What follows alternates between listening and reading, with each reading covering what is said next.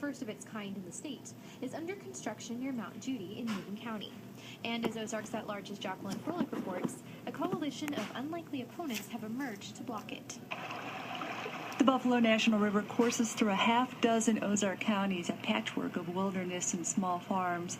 But west of Mount Judy in Newton County, adjacent to Big Creek, tributary to the Buffalo, an intensive swine breeding operation is under construction. C&H Hog Farms will house up to 4,000 sows, boars, and pigs in metal concrete floored barns. Perpetually pregnant and nursing sows will be confined to gestation and farrowing or nursing crates. After several weeks, piglets will be gathered in batch pens and fed until they reach slaughter weight.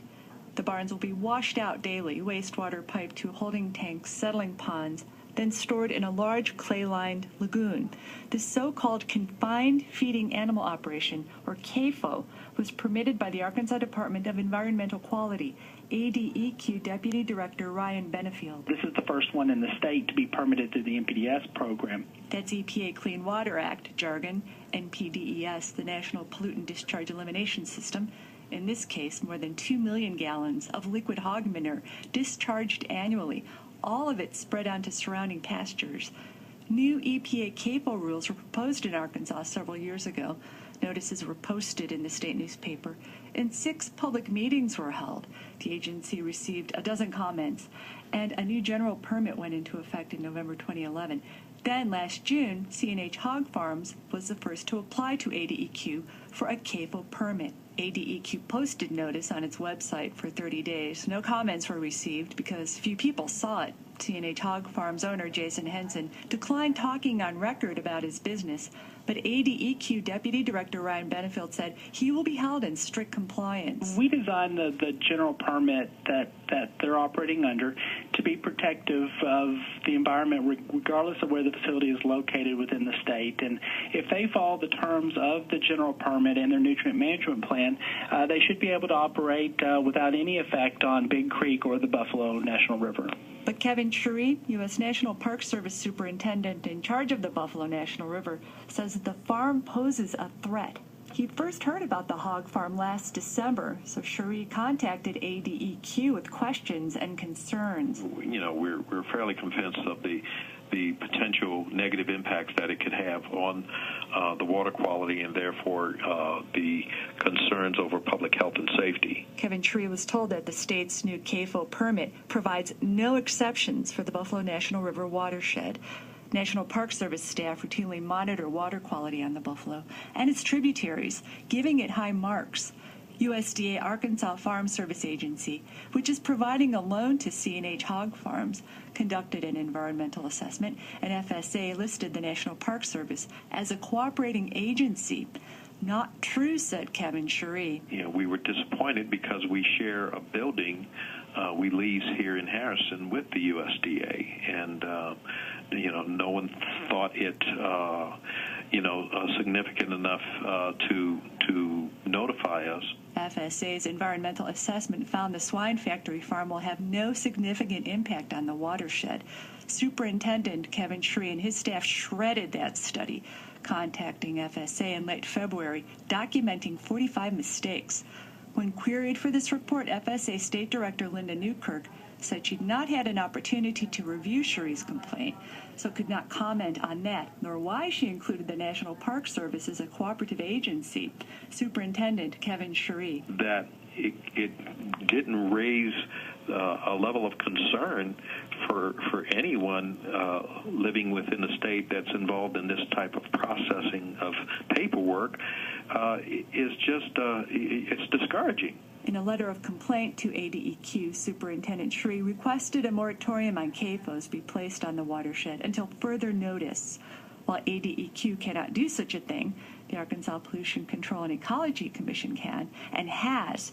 In October of 1992, Randall Mathis, then director of the commission, at the time the state's lead environmental authority, ordered a 2-year moratorium placed on water discharge permits for any new hog and dairy operations on the watershed. Of 40 large hog, poultry, and dairy farms then operating in the region, half were found to be in violation. Plus, a new 500 swine breeding operation was in the works.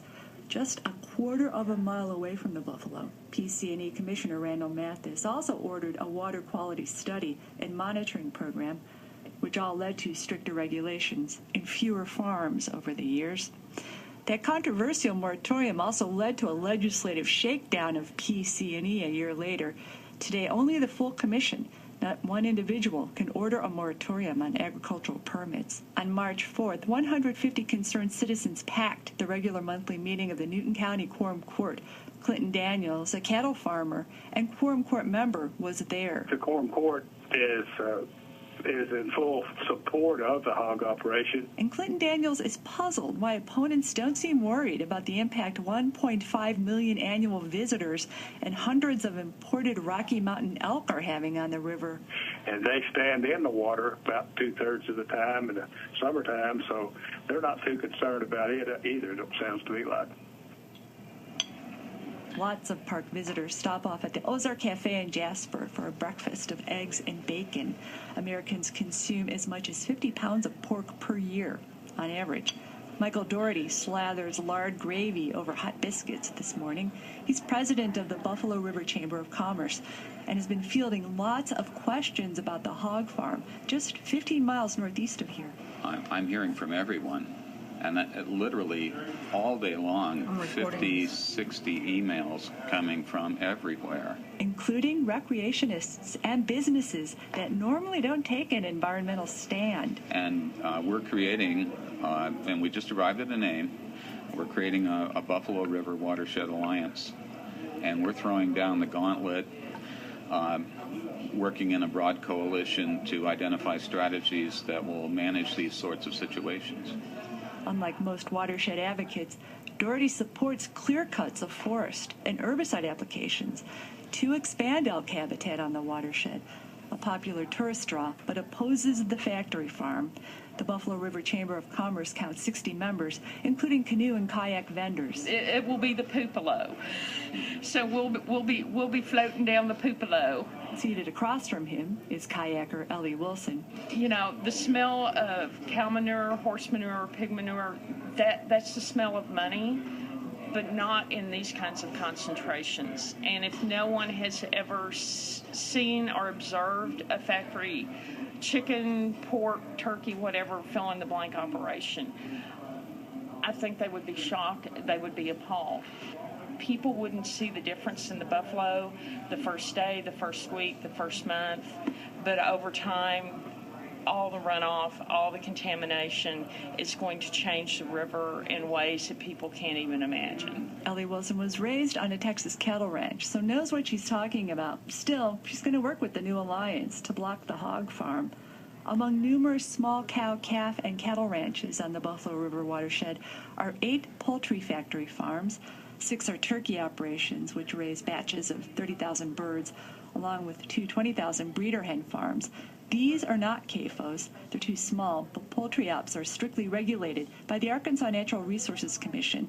And while ADEQ has control over hog waste, it doesn't regulate air emissions, which contains ammonia, hydrogen sulfide, and methane, a greenhouse gas. According to its permit, CNH hog farms will use odor suppression technology, but opponents say fumes from the operations place neighbors and a nearby school district at risk.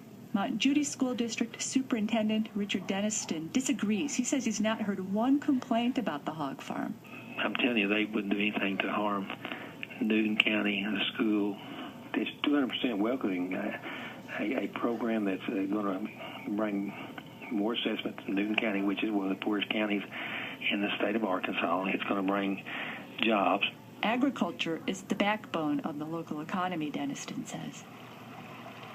But so is recreational tourism. The Buffalo River runs free thanks to the Ozark Society, which staved off a U.S. Army Corps of Engineers impoundment back in the 1960s. That effort led to the National Park Service to survey the stream and designate it as our nation's first national river in 1972. Ozark Society President Bob Cross is an emeritus professor of chemical engineering at the University of Arkansas. He had no idea a hog CAFO had been permitted on the historic watershed. Well, I was shocked that this was happening. I was disappointed that we didn't see it coming and weren't weren't aware of even the possibility of something like this. Bob Cross says he's sympathetic to the farmer in pursuit of a livelihood. But in the broader picture, I think it's just almost out of the question that an operation of that magnitude should be within 6 miles of the Buffalo and on one of their tributaries of the Buffalo River. National Geographic Society recently declared the Buffalo National River as one of the top 10 underappreciated parks in the United States, citing the efforts of Arkansas conservationists who championed protection of the watershed. For Ozarks at Large, I'm Jacqueline Froelich.